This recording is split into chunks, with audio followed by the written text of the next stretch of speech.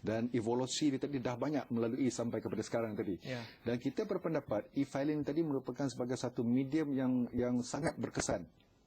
Kerana dia memberikan kebaikan kepada pembayar cukai yang dia boleh mengakses kita pada sistem kita 24/7 lah. Tak perlu datang ke pejabat dan sebagainya tadi. Bila-bila sebelum tidur boleh, bangun tidur boleh. Dan dalam pada itu pula, dalam website kita ada tunjukkan dari segi cara-cara bantuan untuk pembayar cukai tadi menggunakan e-filing. Kerana kita lihat kita sekarang ni berhadapan dengan generasi Y. Generasi Y ni lebih kita katakan komputer tadi savvy tadi lah. Jadi betul lembaga siraan negeri tak boleh ketinggalan dalam hal ni. Sebab itu kalau Syafizan lihat dalam e-filing kita masukkan lagi sistem-sistem yang lain macam e-bayaran. Okey. Dan sekarang tadi mulai daripada tahun lepas kita dah bagi satu facilities e-ledger kepada mereka yang ada PKI tadi, dia boleh tengok e-ledger. Jadi itu semua sebagai satu kemudahan menggalakkan pembayar cukai untuk menjalankan tanggungjawab tadi. Okey, Datuk, kita kena berhenti rehat seketika. Kita akan cakap lagi mengenai pembaharuan yang dibawa oleh LHDN. Okey, Datuk. Datuk tadi katakan ada e-ledger, e-bayaran. Ini adalah tambahan kepada fasiliti e-filing. Apa lagi yang baru-baru? Ada lagi tak untuk tahun ni? Sebenarnya perkara ini tadi sebagai extension daripada tahun lalu yang mana kita panggil e-Kemaskini. E-Kemaskini tadi kita memberi kemudahan awal kepada pembayar cukai secara online. Mereka boleh update information dia berkenaan dari segi pertukaran alamat, pertukaran nombor telefon.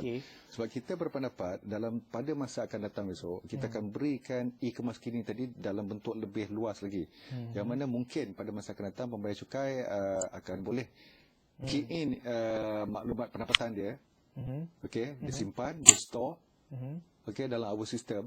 Jadi bila come to filing season nanti dia akan call saja, semuanya akan keluar. Yang baru. Jadi yang ini yang sekarang tadi kita in the pipeline tengah menyediakan kemudahan dalam konteks e-Kemaskini tadi. Cakap pasal Kemaskini Datuk, ada tak kita kes-kes orang yang lari bayar cukai ni? Ini macam ni Syafizan, orang lari bayar cukai ni tadi sebagai manusia tadi memang ada lah. Jadi tindakan proaktif dan progresif LHDN untuk mempantras pelarian cukai. Dia tindakan lembaga siraan negeri memang selama ni pun kita tidak mengambil ringan kepada pelari-pelari cukai, orang yang cuba melarikan cukai tadilah. Sebab apa? Kemungkinan berdasarkan tindakan-tindakan yang kita ambil tadi, terdapat mereka yang melarikan kerana tidak disengajakan. Mungkin dia tidak faham dari segi peraturan. Salah letak nombor ke.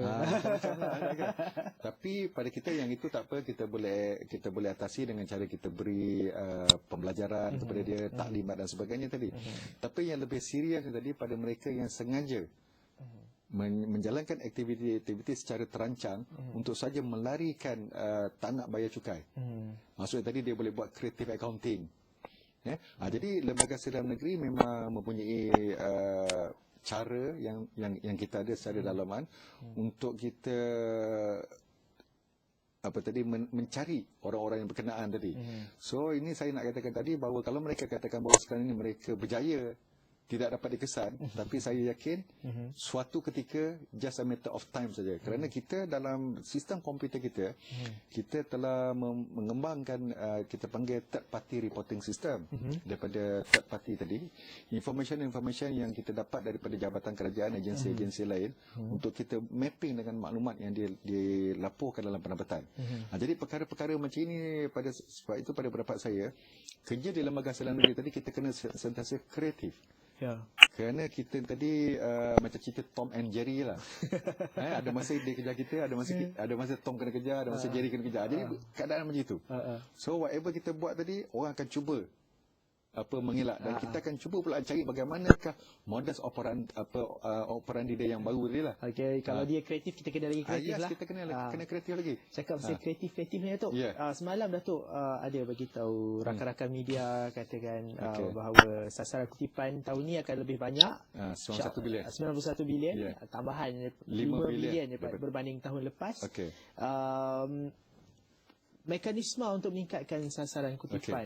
Apabila kita ditanya semalam bahawa kenaikan daripada tahun lepas berbanding dengan untuk tahun ini sebanyak 5 bilion, angka yang begitu besar lah kalau kita lihat. Tapi saya amat yakin Pertamanya tadi kerana kita mempunyai strategi dalaman kita. Untuk kita mengatakan bahawa kemungkinan selama ni terdapat strategi kita yang kurang tepat. Okey, kita nak perbetulkan strategi kita. Yang keduanya tadi kita nak lebih fokus kepada kita dalam kerja harian kita. So apa ada kalanya tadi apa yang kita buat tadi mungkin kita underutilized. Jadi kita tak menggunakan resources kita ataupun guna tenaga kita secara optimum tadi. Jadi satu. Yang keduanya apabila kita lihat dari segi pertumbuhan keluaran negara kasar ataupun GDP, sekarang GDP ke arah positif sekarang tu lebih kurang dalam 5%. Kan? Dan kita lihat keadaan ekonomi dunia pun agak memberangsangkan lah. Semakin okey. Jadi saya yakin dengan keadaan-keadaan begini tadi, 5 bilion tambahan tadi insya-Allah. Bukan nak menakutkan pembayar cukai, tidak. Bukan nak menakutkan. Dan yang ketiganya, pada setiap tahun kita ada pertambahan pembayar cukai baru sebanyak 10%. Jadi dengan pertambahan pembayar cukai baru tadi, jadi tax base kita akan lebih besar. Tapi pada masa sama pengecualian cukai pun semakin banyak. Ya, betul. Tetapi kalau kita lihat trend daripada negara kita, setiap tahun biasanya secara umumnya memang berlaku penurunan kadar cukai, tambahan relief, tetapi collection kita bertambah. Akhirnya makin ramai yang sudah mampu untuk membayar cukai. Yang kedua, mereka merasakan bahawa bukan beban. Jadi di sini yang saya nak wujudkan sekarang tadi kepada masyarakat pembayar cukai tadi, bahawa membayar cukai tadi adalah assets community.